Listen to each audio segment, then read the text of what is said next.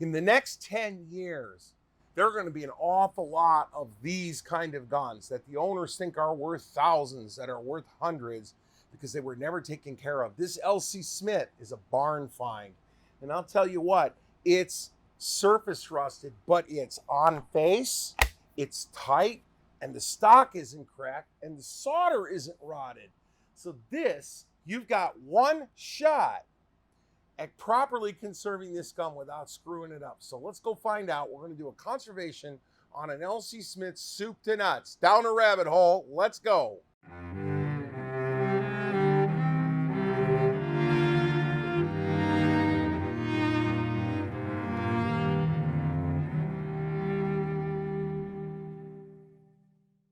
One of the first things I like to do is to find out whether or not the solder underneath the barrels has gone bad or not.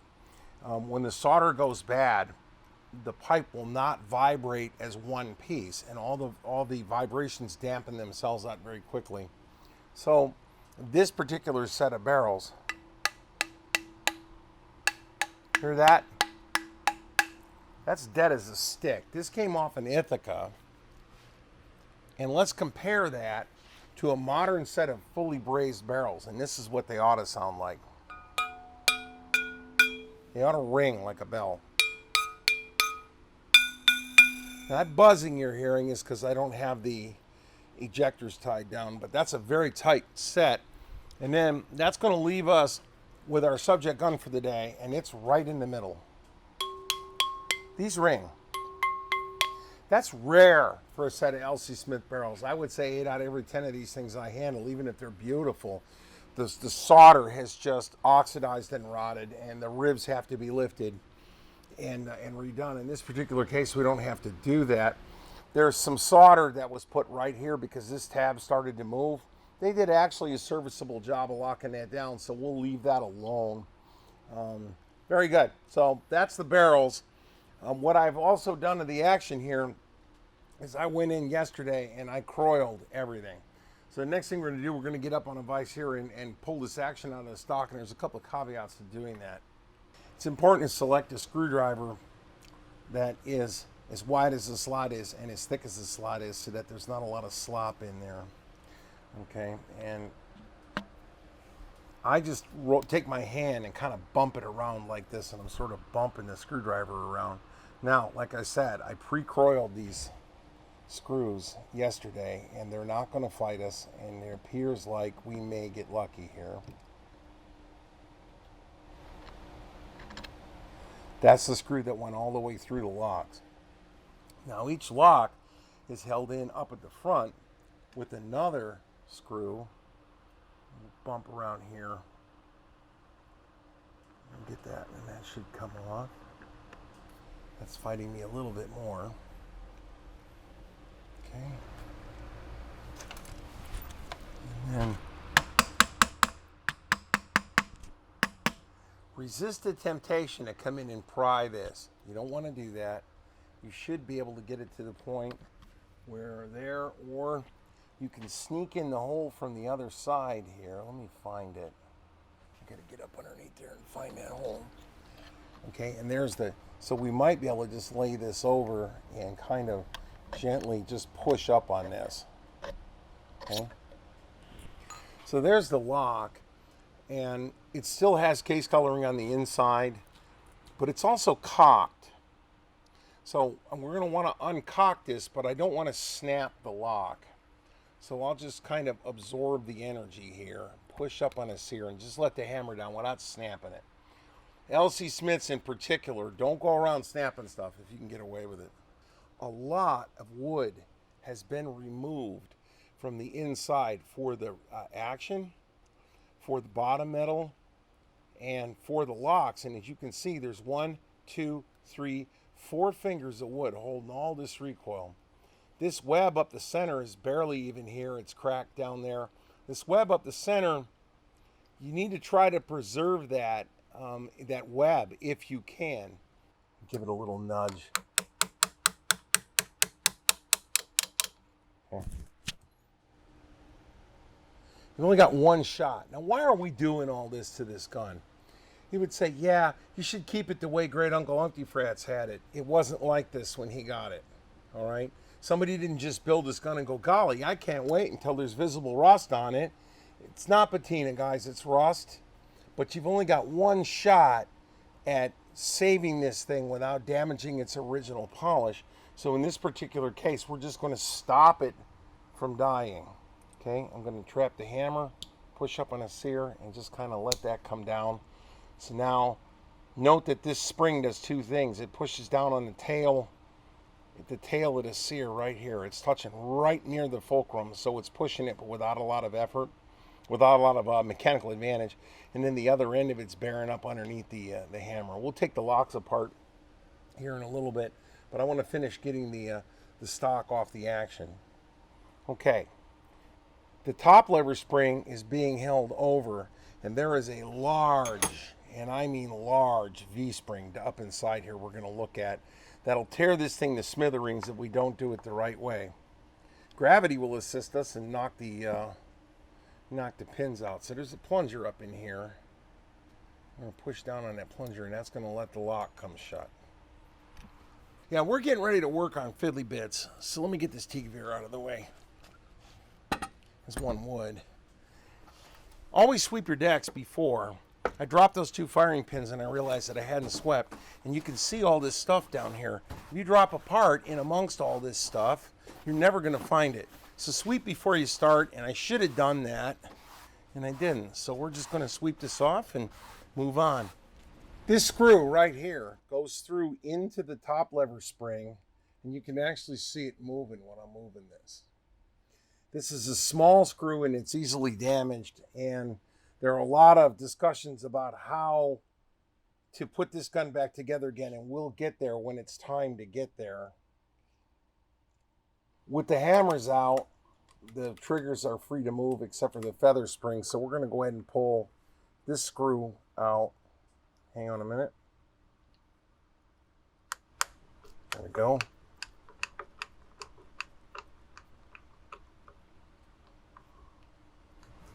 We're not the first people in this gun, by the way. This gun's been taken apart by a couple of people. Okay, we'll take that out.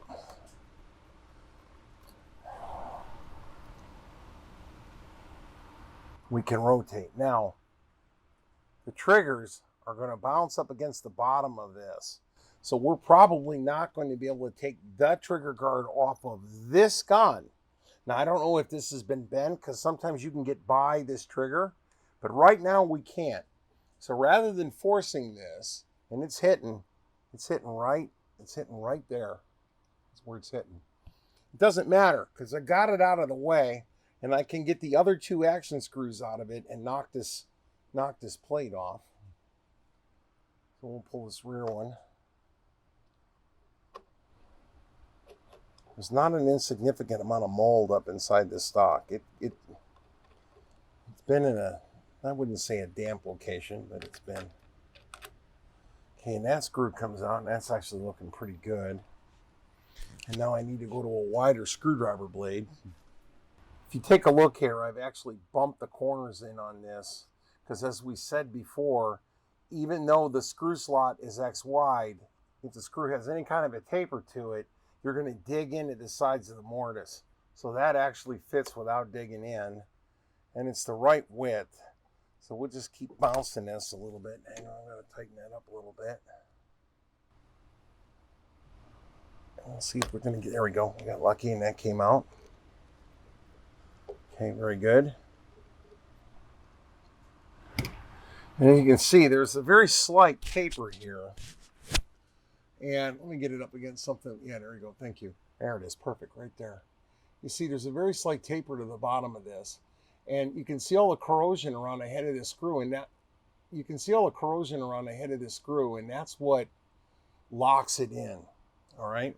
What we're worried about is when you have the screwdriver bit in here and it's overhanging the side like that. I'm exaggerating. We don't want it to overhang the side. We want it to be the width of the screw, and that's why I've got the corners pinched in a little bit. Okay, that leaves me with this bad boy.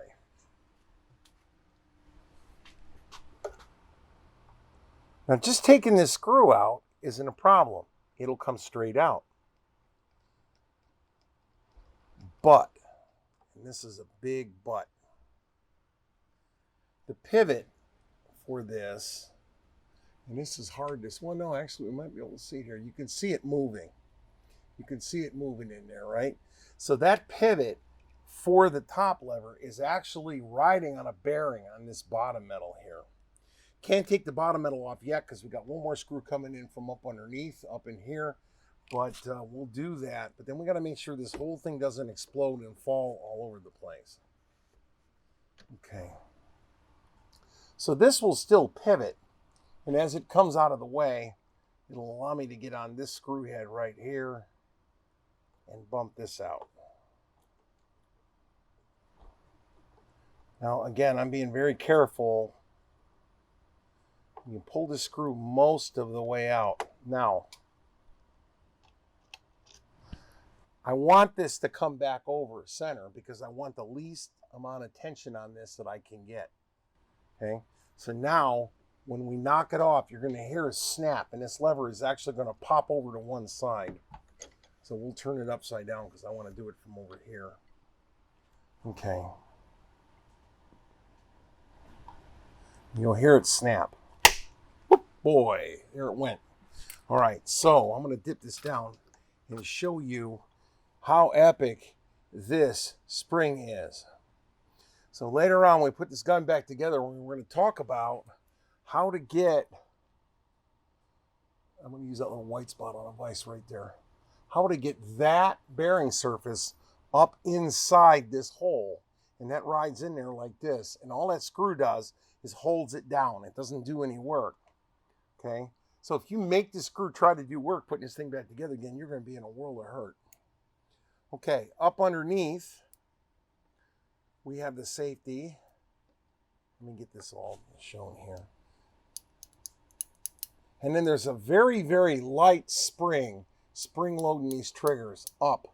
And the reason for that is that you don't want these triggers bouncing around when you're out in the field. It's called a feather spring because it's light as a feather.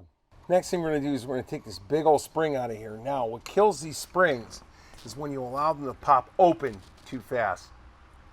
The kinetic energy of the limbs going outwards will actually carry you past and snap the spring here. So what I'm going to want to do, I'm trapping it with my thumb, and then I'm going to put a punch up in here. And we're going to just drive this down. Okay, and then I'm going to use my thumb to absorb the energy as it pops open here. Now this is an uncomfortable setup for me, but I will make it work. I need to be able to get that right in there like that. No, I got to do it because Bruno offered to hold it. The problem is you guys don't have a Bruno. And I'm just trying to show you how I do it. Okay, I'll tell you what I'm going to do here. Here it goes. I'm going to get a slightly wider punch because I like to have a little more. That's too wide. Let's try this. I just want to see if I can get up in here. There we go. I can hang on to it. I'm going to pull it that way with my index finger. Here it goes. Now it tripped off. Okay. So it's snapped off of the stud here. So now this is free to go, and that spring is just sitting in there, which is going to allow me to just nudge it the rest of the way out. Now, I know I got to reach in front of you to do it, but I have to. Okay. Now by pulling it out this way, we're releasing that energy slowly but surely. Okay. Here we go. And right now the felt on the vise is holding it the rest of the way, but most of the energy is now off of this screw, or spring, I'm sorry. And very, very gently. Now when you're doing this screwdriver is rubbing up against the finish. So you got to watch you're not digging, you're not piling, you're not doing anything. So you see on the bottom of this, all this rust here? This rust will begin to corrode, and the corrosion up inside this crack will eventually cause this to break. So that's one of the reasons why we had to get down inside this. And when we turn and we look here, you can see that there's actually red rust down inside that. There's red rust down in there. So this had to be done. This gun just had to be taken apart. Now that we've done that, all of the things that are under tension are now pretty much gone. These cocking pieces right here, as you open the barrels, this will come up and cock the hammer. These can technically be driven off. You could drive this pin out. However, I would tell you that there's no grit, there's no corrosion up in here, so no reason to knock these out. Now, if this is like that or it's all munged up, put a tick mark on it. That's unique. So put a tick mark here, and then on the other side, put the tick mark somewhere else so that you know which one of these goes on what side on what rod. This screw came out of this hole, and as you can see here, there's like a rim standing up here. See that?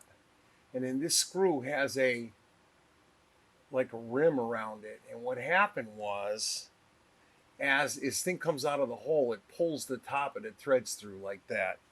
So it's a difficult screw to get out.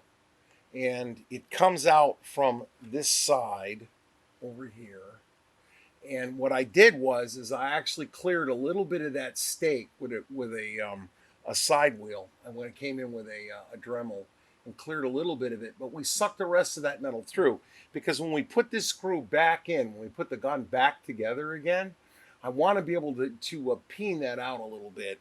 While we were doing that, this top lever lock right here kind of locked the lever open, so we're going to go ahead and slide that over to one side. And you can see this thing rotate as we move it back and forth, and we'll show this more when we put it back together again. But that rotation is moving this lock in and out. You can see the rotary lock there, and that's what grabs the top tank. And that little rotary lock is the only thing holding this gun shut. There are no tabs down on the bottom. There are issues with how this is done, but for right now, we got what we got. So we're just gonna roll it up. Very gently tap this out the top. Now you don't want to hit this too hard because you don't want to flare it. Okay, you don't want it to flare. All you want to do is just kind of knock that up and out of the way here so that we can get it loose. Let me put my finger under here like that. Now, I'm not hitting it very hard. I'm just love tapping it, guys. I'm not cranking on this thing. I'm just persuading it. Okay. And there we go. And that will come out. You have to work this apart. And remember, of course, that the that pin is sticking down. We're going to make sure the pin goes in the bottom, not in the top. I've seen guys try to put these things together with that pin laying up like that, and it doesn't work. All right, well, I'm going to finish banging this thing apart.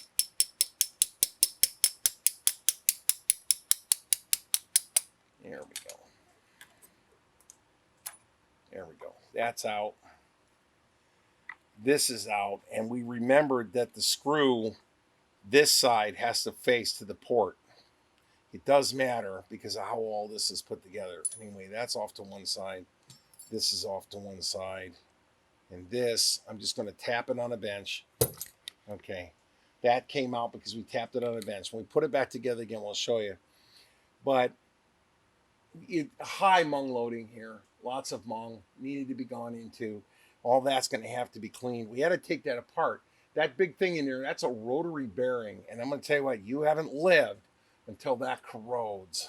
I had Bruno leave the camera running. There's one last thing I wanted to show. That spring drives this plunger, which is what locks that rotary open. And it came out of, I'm going to try to show you, that hole down there. So that was a mystery thing that came flying out, and it wound up on a deck, but I could find it because we swept. We're up on one of the locks now, and the key to the lock is this little screw. Now, ordinarily, I would tell you that this screwdriver is too big, but it's not. If you take the screwdriver in there and you get it slightly off axis like that, it'll let you break it loose. Now, it's inconvenient to unthread this entire screw like that. And the other thing we're going to have to do is we're going to have to hold a little bit of tension on this mainspring, and this is how that's going to work. So what we'll do here is just put a moderate amount of force on this. That's all we're doing, is hanging onto it. We're not squeezing really, really hard.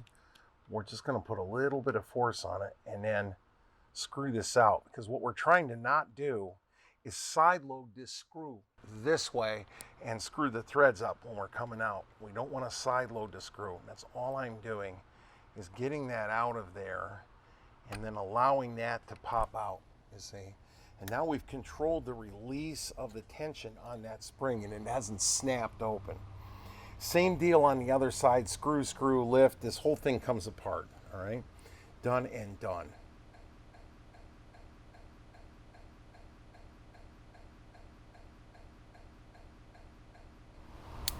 Once the safety is out of the way, once that lever is out of the way, that trigger relaxed enough to allow me to just spin this off, okay? What we're going to show you is when we boil this, there's a lot of oil on this rust. So patina is literally oiled rust. There it is. There's your patina, okay? Great. We're going to show you these parts before we card them, after we boil them. And it's going to take every last ounce of oil off of this part, and what's going to be left behind is where the rust actually was, and it's quite shocking. Okay, the rest of this is just going to be, we're going to leave the safety part there. We'll drive that pin out, take these off, and we're done. The fore end is self-explanatory.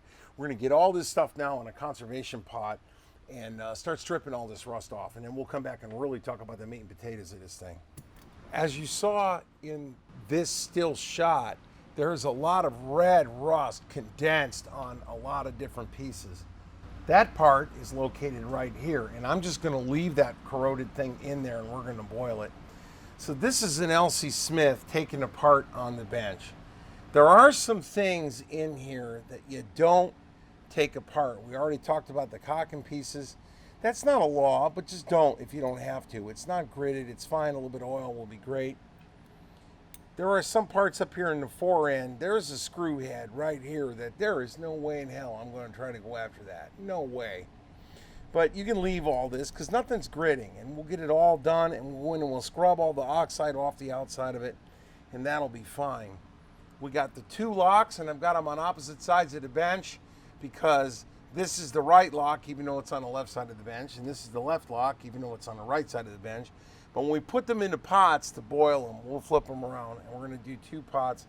So we're going to get all this up. We've got the barrel getting ready to get hung. We'll hang the receiver and the fore end from the barrel piece.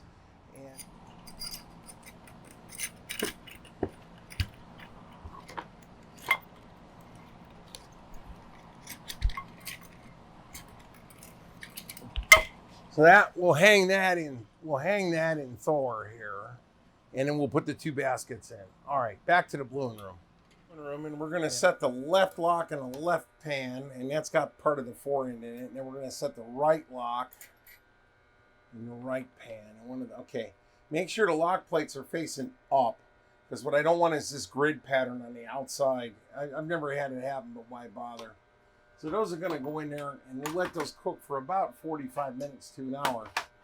The limit on how long you boil something is how much water you got in this pot. 45 minutes just happens to be about the amount of water we have in it.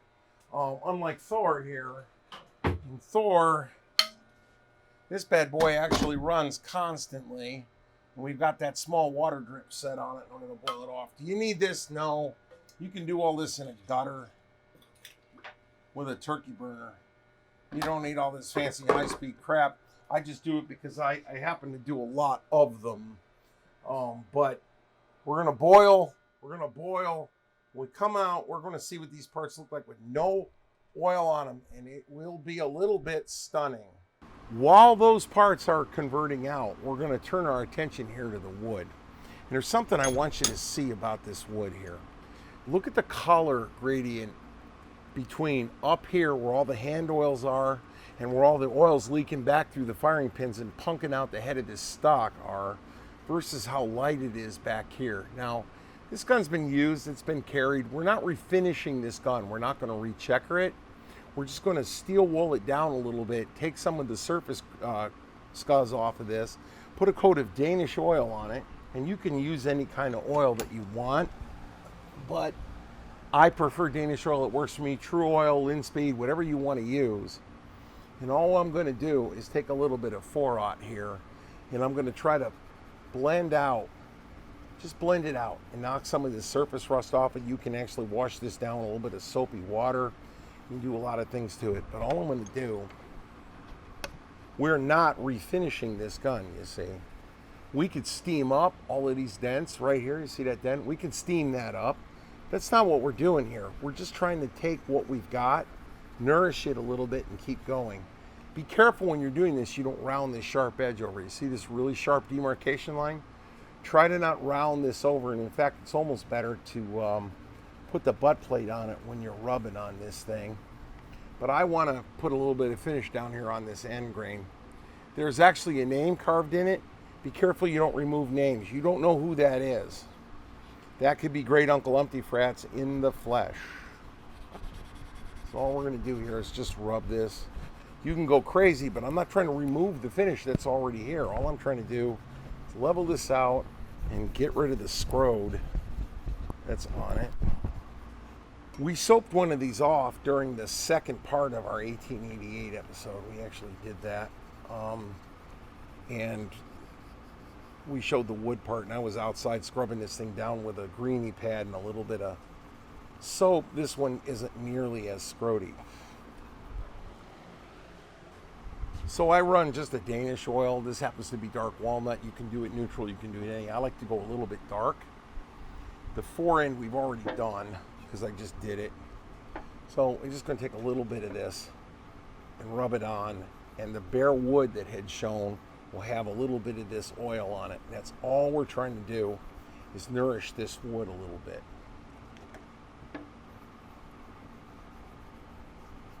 You don't want to leave this oil on the surface of this stock for more than about 20 minutes, or else it'll get kind of gooey on you, and then you got a bit of a mess. But all we're doing is rubbing this down.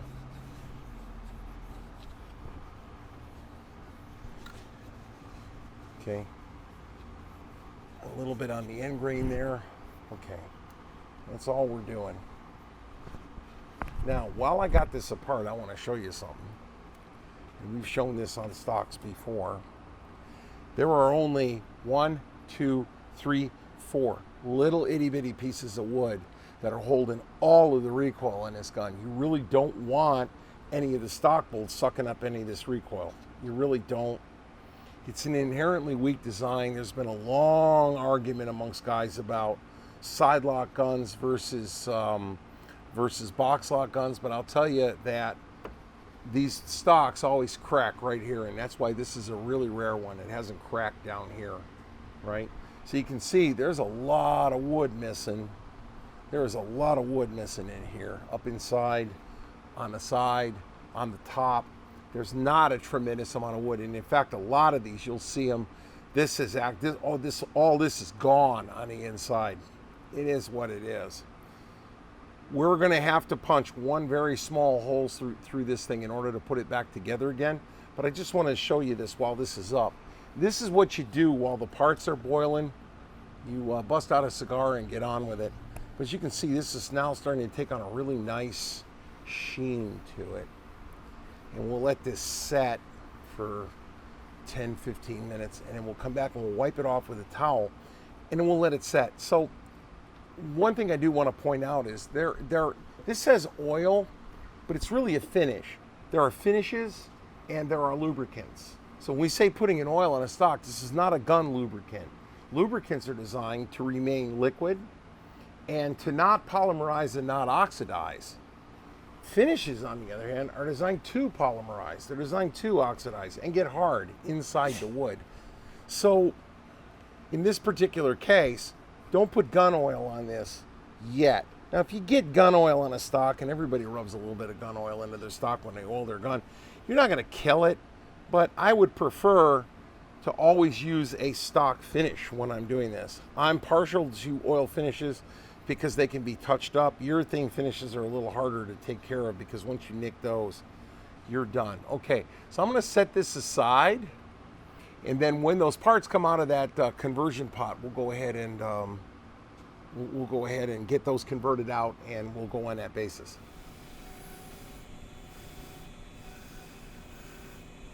This is not a wire wheel. You've heard me say it before. This is a carding wheel. But what I want to show you is the difference between an uncarded part with loose oxide on it and a carded part with the loose oxide taken off of it. We've done this before, and the only reason why I'm using a power carding wheel is because I do more than one of these a week. You can do this with a loose 4/0 steel wool that's been degreased with a little bit of brake cleaner. We'll talk about that in a moment. So now we can see the two parts with the loose oxide carded off the top of it. It looks a lot better, right? The lock plate, same deal. You can see all this loose oxide on it. There's not a stitch of oil on this. And yet when we go in and we start to card all that off, the color begins to come back out of the plate. This is still the original finish on the gun. We did not grind this down to zero. And what the collectors were begging people to not do was to not take a wire wheel to one of these and take all of the surface finish off of it. You'll notice we are not even thinking about buffing this gun. We are merely carding off converted oxides from ferric oxide to ferroferric oxide.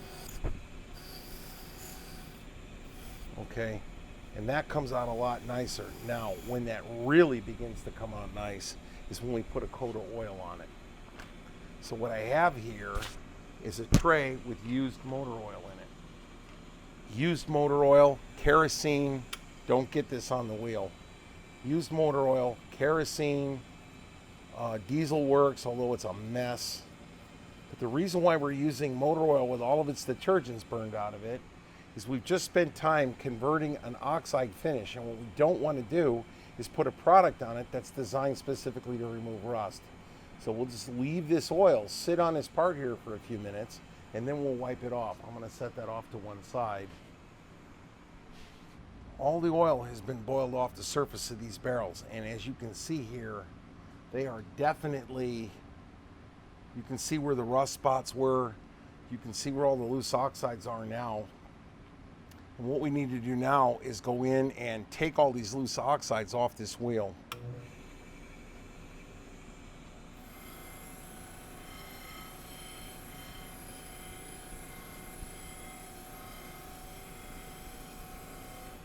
Underneath all that loose oxide is a beautiful barrel. It's beautiful. You just have to trust the process. Okay. And again, this is not a very aggressive wheel. If you try this stunt right here on a regular wheel, it will absolutely light you up. But then there's another thing I want to show you. Just a straight up can of brake cleaner. And all we're going to do, steel wool is shipped with oil on it. Okay? And what we want to do is take the loose oil off of this and let this set. But what I'm going to tell you is, hand me that air blower right there. Just pull it down underneath and let me have it. Yeah, excellent.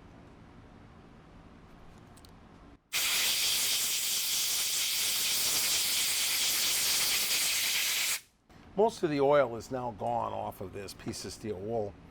And what we can do, just a regular piece of steel wool, ignore the water dripping out from in between the barrels. We'll deal with that in a little bit. I'm just trying to show you something here. You don't need a powered wheel in order to card. 4/0 steel wool does a fabulous job of carding off this loose oxide. You see, we've got water dripping out of it. The barrel should be all the way dry, but I'm trying to shoot a video here and show you guys what's happened. I'll go back in and blow all that water out. And the reason why some of that water's out is some of these ribs aren't exactly as tight as they should be. So there's stuff leaking out, but you can do this whole gun.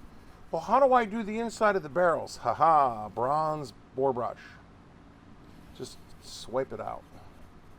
So you can see here, we can rub very gently. We are not grinding, we are not doing anything. We are just rubbing off that outer oxide layer.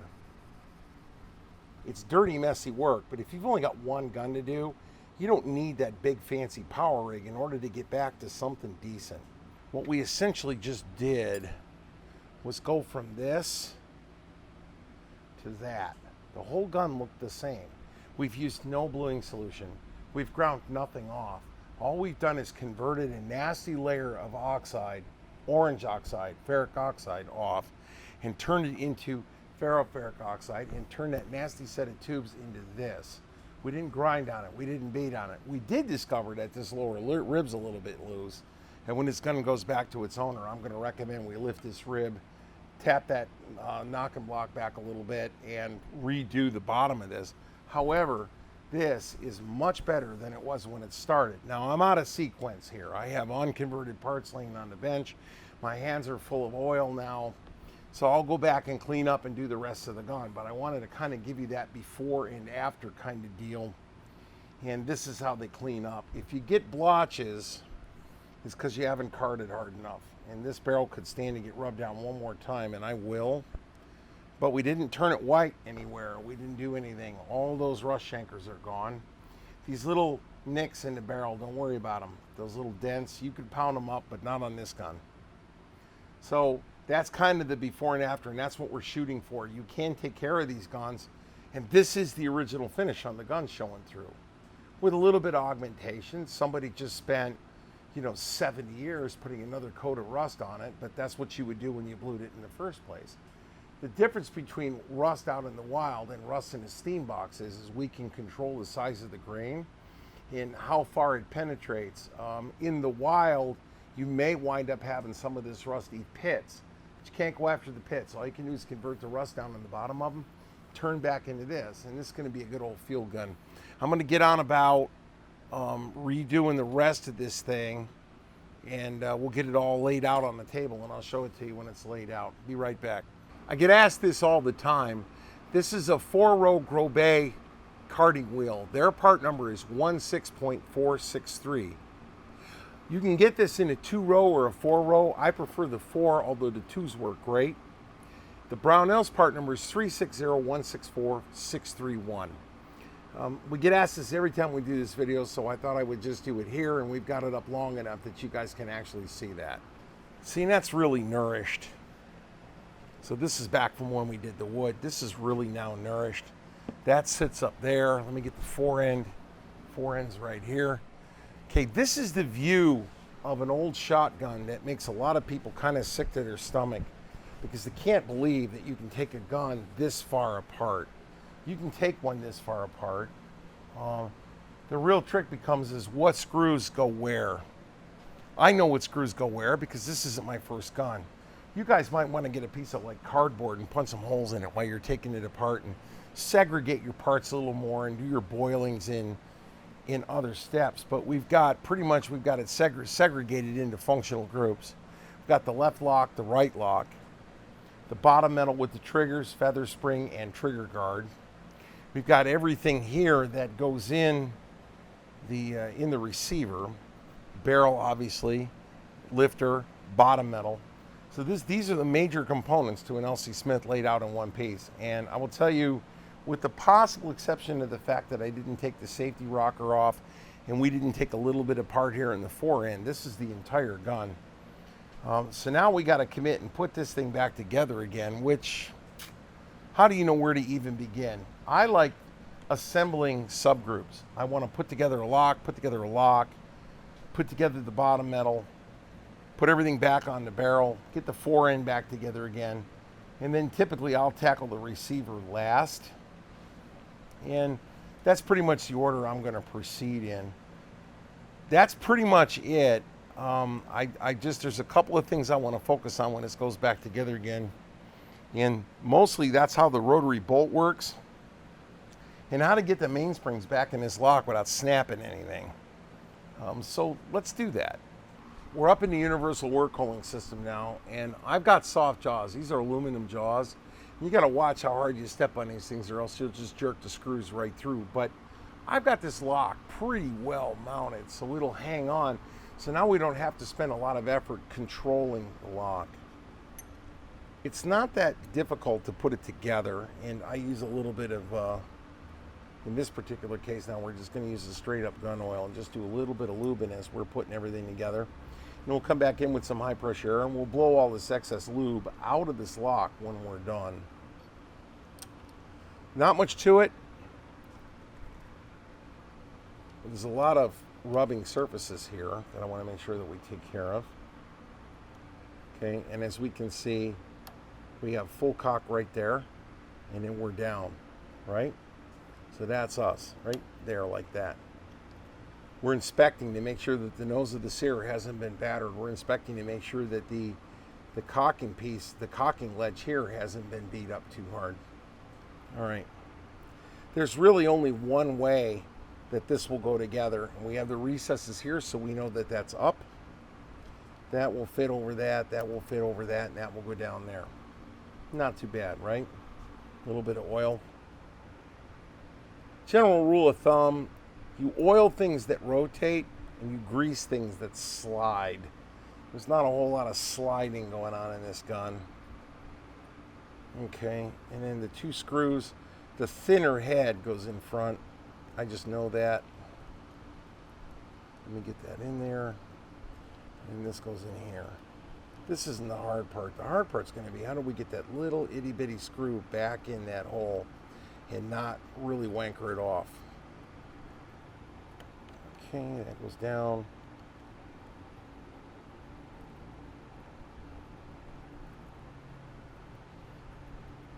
That's tight. My hand's in front. I'm trying to let you guys see what I'm doing here, all right? So we're looking at how to control the weight of this huge spring, and it's got to go up in there, and it's got to be held inside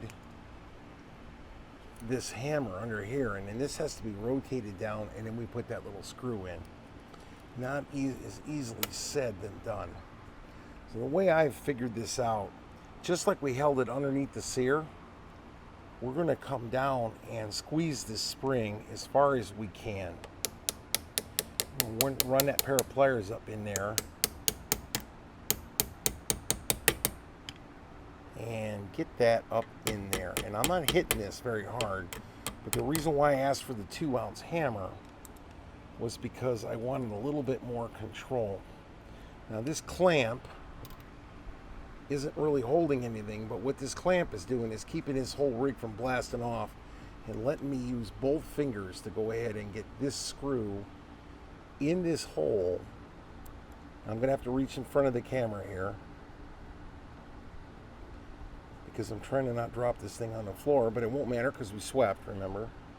And then that screw is going to run down until it stops. It's flush on the other side. You don't have to run it all the way through. Run it back till it's flush down here on the bottom of the plate.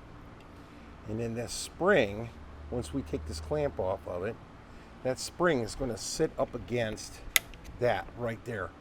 Bang, we got it. Okay? We can cock it. I think I got enough butt here to cock it. Right there. We can cock it and we can let it back down. Now, LZs go together a lot better if you put them together cocked. Because then the caulking piece, that rotary part that was swinging back and forth that we didn't take off, pushes up underneath this edge right here. There's a finger sticking out of this thing right here, and it pushes up on that and it cocks it. So there you go. Now that's a little rough, and I'm going to get beat up for how I did that, and yet I put it all the way together again. That screw's flush. We didn't rip the threads off this thing, and we didn't break the spring. All important points. Spring goes in that hole, and it's going to fight me, but we're going to get it in there. Okay, so that spring, I know I got to reach in front of you here, but that spring goes down inside that hole I showed you before. Get up in there, you pile of crap. There you go, it goes in there. And then this lock, you can see that lock has a contour, right? The barrel tang is going to push down on the high side, so the lock part's got to go to the rear. And it goes down in there. You got to keep it lined up the right way, and that's spring loaded, okay? The lock, the back side of that engages this tab, and that's what keeps it from rotating. So the lock has to go up in underneath, up against the bottom of that, and then you exercise it so that that's sitting down flat. So that's in the locked open position right now, and that's retaining that tab and allow us to turn it over. This is flush. See? That's flush and the holes on the bottom. The left side of the gun's over here. We got to remember the port side of the gun's over here because it matters. That recess in that tab has got to be facing to the port side of the gun. Remember we said that? And there's a hole down on the bottom of this. See that hole? That hole's on the inside. And the left side of the gun is over here as we're looking at it. Right? So it's like that. And this has to go down into that recess, down inside. It has to go in it. You can't have it. Let me get the light right here. There it is. It can't be up above. Where the hell? Why can't I light this? It can't be up above. It has to be down inside. All right? It's got to be down inside. You got to have this presentation right here with the recess in that tab sticking out the left side of the gun. And then the tab that I just showed you is going to engage the lock tab. I recommend you put that in before you put this in. Okay? And then let me get that locked up on that cylinder there. Why are we not locking on that? There we go. Okay, that's why I'm not open. All right. This has to be over here like this. And that whole thing now will lock up. This spring-loaded tab right here is keeping that from rotating. We're down flush here. And we're sticking out to the left side. We have the recess sticking out to the left side. That's where we got to be when we put the top part in. So hang on here. So this is going to have to slide in between those fingers. Now we had to tap it out. We're going to have to tap it back in. So put your finger there. And let me have my 2 ounce, please. Polished hammer face, okay? We're tapping on this. And we're driving this part through, and it's moving, but we got to hold it all together. So I'm going to come up here, and I'm going to let Bruno get a hard focus on this thing. And we're tapping this in, and it's only because there's a little bit of a drag there that's requiring us to tap this through, because that set of fingers has to be tight. There can't be any slop here between this yoke and the strut, or else you will not have enough throw to get the gun open. Okay, we're almost there. See, and then that drops through. And now our screw hole lines up. Let me get that lit from behind here. There it is. See how our screw hole's lined up there? Right there. So now we can get the screw through. And this is very hard to show, guys, because it's hard to show. All right, so we got to make sure that we are absolutely lined up. And now that we've kind of got this captured, we'll go ahead and we'll trip the bolt lock, and we'll bring it shut. So let me find the bolt lock here. We'll trip that, and we'll let that rotate. So you see how that rotates?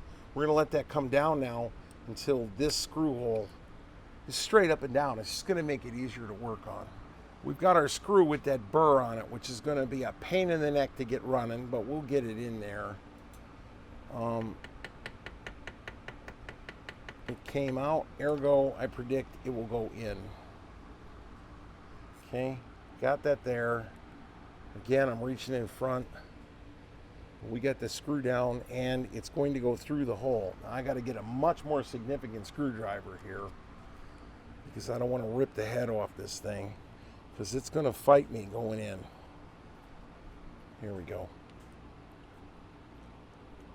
There we go.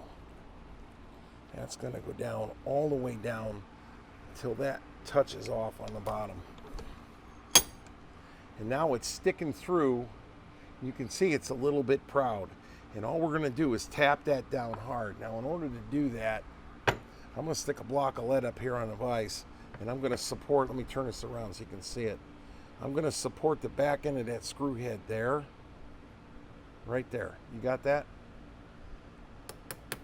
And all we're going to do is just fold that metal back over. We're making the end of that screw go like that. Okay, so now this will rotate, and now that's locked open. Okay, that's locked open, and if we push down on the locking tab, That will let us rotate this back. Push down on the lock and tab, and now we can rotate it back, all right?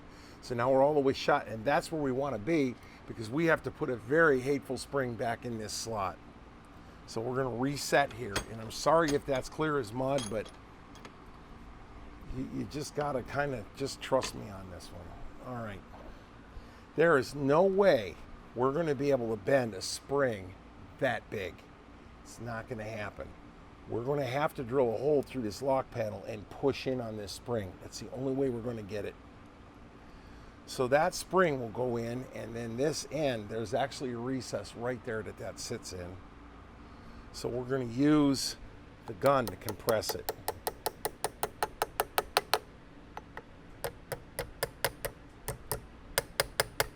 Got to go a little bit further in. And I'm going to tell you what, there are some real sadistic guys that came up with this.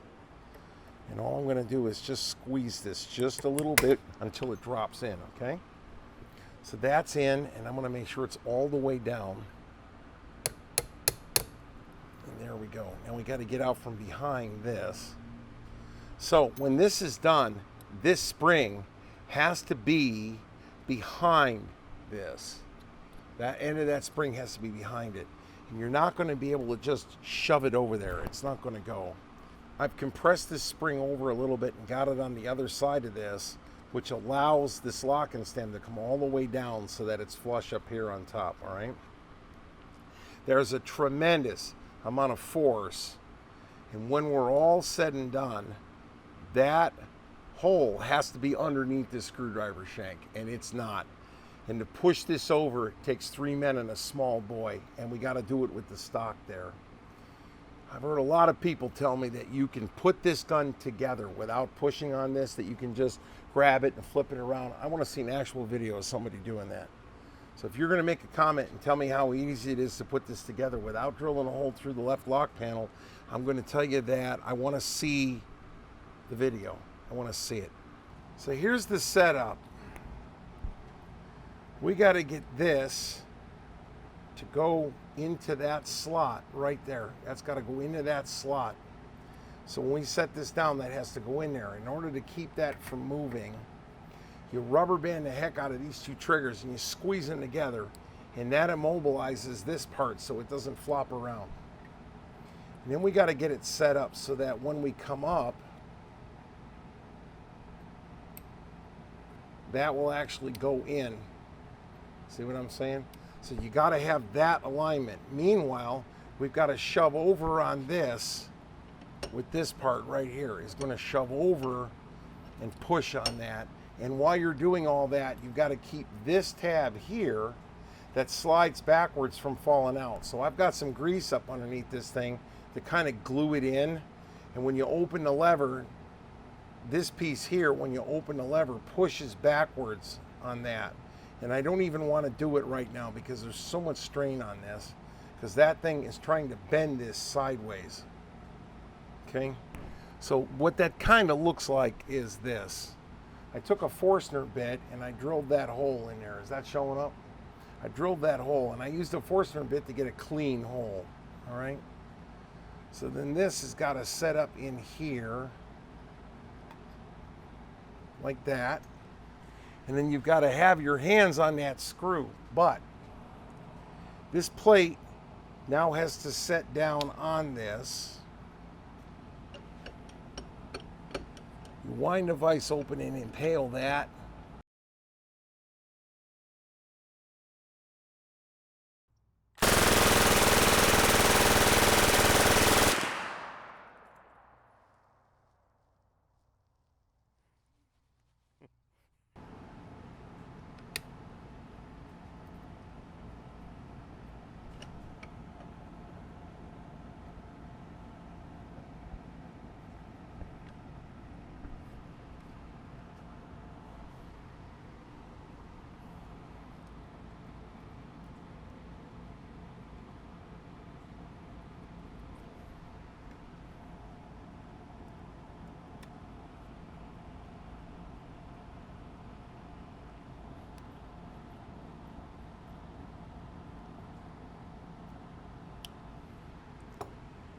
You know you were victorious when this plate lies flat. We'll pull this down, but I think we got it. That right there is why I charge a $300 pain in the ass add-on for LC Smiths.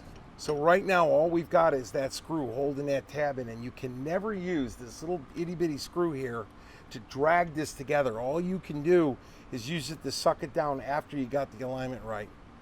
Victory is tested by pushing the triggers up, going to safe, and they're locked, and when you come back off of safe, they pop back down. You lift them up, you go on safe, they're there, you pop it forward into the fire position, and the triggers drop. And that's how you know. I can see in this hole something you probably cannot see, which is that tab moving back and forth. What a pain in the neck. The rest of this is just putting all the screws back in it. The purpose of this video was to talk about the conservation of a gun that was basically a rust bucket. We did that. I kind of showed my rear end a little bit because I got a thing about LC Smiths. Every LC Smith that I've ever seen that was collectible means it hadn't broken yet. That's just me. The ribs get loose. The solder for the 4-end hanger breaks and has to be resoldered. The stocks crack here and here. They crack here. They crack here. They're a pain in the butt to put together. There are a lot of things going on with LC Smiths, but those are my personal problems. I believe that most of them that are, quote, collectible just haven't broken yet. Anyway, this particular 20 gauge, we did a very nice job on, I think, of completely redoing it. We nourished the wood, and we brought this gun back to a point where it can now be operated more until it breaks. I'm sure I'm going to hear a lot of crap about that, and I really don't care, because that's kind of where I am in the continuum of things. But it does work, it goes bang, and you don't want to point it at something you don't want to hurt. But it's been a pleasure, as always, and let Cunningham's Law reign.